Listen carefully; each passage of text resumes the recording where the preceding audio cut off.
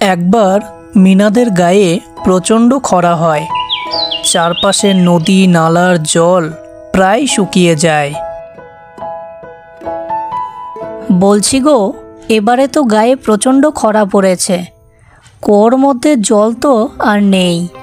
পুকুর থেকে কলসে করে জল আনারও আর উপায় নেই। পুকুর খাল বিল সব শুকিয়ে গেছে। তুমি গো এক কাজ করো, বাড়িতে টিউবওয়েল বসাও, তাহলে আমাদের জলের আর অভাব হবে না। সে তো বুঝলাম গিন্নি, আমি তো যখন ইচ্ছা আমার বাড়িতে কল বসাতে পারি, কিন্তু আমার বাড়ি কল বসালে পাশের বাড়ির মিনা আর মিনার মাও আমাদের কলের জল নিতে আসবে। সে তুমি আমার ওপর ছেড়ে দাও। টাকা খরচ করে কল বসাবো আমরা, আর সেই জল নিতে আসবে অন্যরা। পারলে নিজেরা কল বসিয়ে নিক, নয়তো কোথা থেকে জল নেবে ওদের ব্যাপার। আমি আমার কলে কাউকে জল নিতে দেব না। তখন বাঘমামা বলে, ঠিক আছে গিন্নি, তবে আমি কালই আমাদের বাড়িতে কল বসিয়ে নেব। পরের দিন সকালে বাঘমামারা তাদের বাড়িতে কল বসিয়ে নেয়। মা, বলছি চারপাশে তো জলের অকাল পড়েছে। আমি আজ বাসায় আসার সময় দেখলাম বাঘিনী মামিরা তাদের বাড়ি কল বসাচ্ছে। আশা করি তাদের আর জলের কষ্ট পোহাতে হবে না। তখন মিনার মা বলে, বাঘিনী বৌদিরা কল বসাচ্ছে, সে তো ভালো খবর রে মা। আমাদের খাওয়ার জলটা অন্তত বাঘিনী বৌদির বাড়ি থেকে আনতে পারবো, কি বলিস? হ্যাঁ মা, খাবার জলটা বাঘিনী মামির বাড়ি থেকেই একটু আনবো। বাদ বাকি কাজ আমরা পুকুরের জমে থাকা জলেই করব, তাহলে একটু সুবিধে হবে।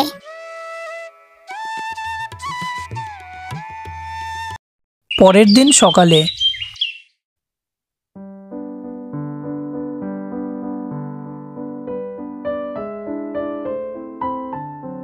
ওগো, বলছি যে আমাদের কলের জল তো গলগল করে বার হচ্ছে। যাক, আর জলের কষ্ট আমাদের আর পোহাতে হবে না। অন্যদিকে মিনা মাথায় কলস নিয়ে বাঘিনী মামির বাড়ি যায় একটু খাবার জল আনতে। মিনাকে আসা দেখে বাঘিনী মামির মেজাজ গরম হয়ে যায়। এরপর বাঘিনী মামি বলে, তুই এখানে কলস নিয়ে কি করতে এসেছিস? বাঘিনী মামি, বলছিলাম একটু খাবার জল নিতাম এক কলস। এক কলস জল নিলেই আমাদের সারাদিন হয়ে যাবে, আর অন্য সমস্ত কাজ বাড়ির পেছনের পুকুরে জমে থাকা জলেই করব আমরা। তখন বাঘিনী মামি বলে, তাড়াতাড়ি দূর হ এখান থেকে। কোনো জল আমি তোদের দিতে পারবো না। টাকা দিয়ে কল বসাবো আমরা, আর সেই কলের জল খাবি তোরা? দূর হ এখান থেকে। যত সব ভিখারিগুলো আমার বাড়ির চারপাশেই জুটেছে, দূর হ শিগগিরই। বাঘিনী মামির কথা শুনে মিনা তখন ফাঁকা কলস নিয়েই বাড়ি চলে আসে।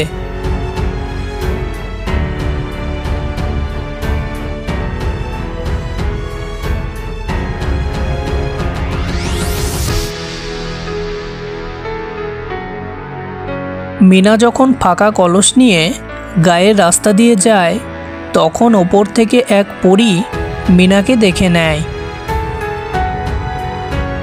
পরী মিনার সব অবস্থাও বুঝতে পারে। এরপর মিনা বাড়ি আসে। মা, কাঁদছিস কেন রে মা? বল কি হয়েছে? বাঘিনী মামি আমাদের জল দেয়নি মা, বরং অপমান করে তাড়িয়ে দিয়েছে। এই ব্যাপার? আচ্ছা মা, ঠিক আছে। পুকুরের জমা জল ফুটিয়ে ছেঁকে আমরা ওই জলই খাবো, ঠিক আছে? আর কখনো যেতে হবে না ওই অহংকারী বাড়িতে। চল মা মিনা, ঘরে যাই আমরা। এরপর মিনা এবং মিনার মা ঘরে চলে যায়। পরের দিন সকালে মিনা দেখে তাদের উঠোনে একটি কল বসানো। মিনা দেখে অবাক হয়ে যায়, কারণ রাতারাতি তাদের বাড়িতে কলটা কে বসিয়ে দিল?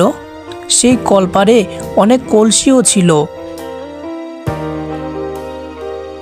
মিনা তখন কলটি পাম্প দিয়ে একটি কলসি ভরে। মিনা অনেক অনেক আনন্দ পায় এত ভালো জলের কল পেয়ে। এরপর মিনা যখন আরেকটি কলসে জল ভরতে নেয় তখন মিনা দেখে সেই কল দিয়ে সোনার জল পড়ছে। মিনা পাম্প করতে থাকে, সোনার জল বার হতেই থাকে।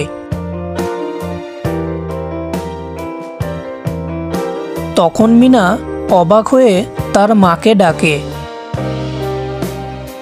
মা, ও মা, এসে দেখো, আমাদের বাড়ি ভালো জল, তার সাথে সোনার জল দেওয়াও কল বসেছে।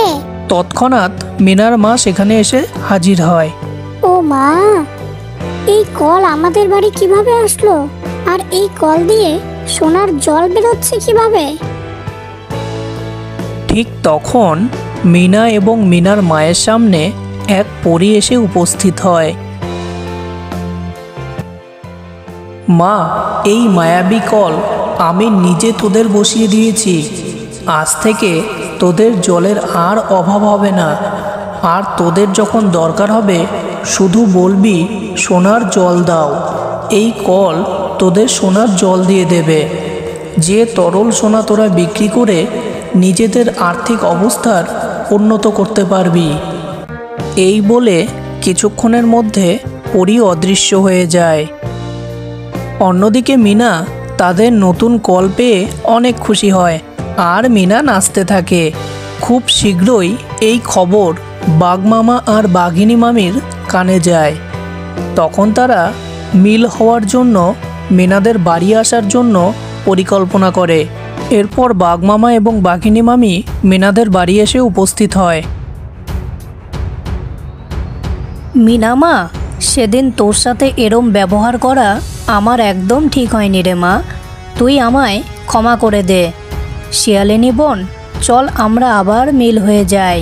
ঠিক তখন মিনা বলে, খারাপ সময়ে পাশে থাকা মানুষেরাই প্রকৃত আপন মানুষ।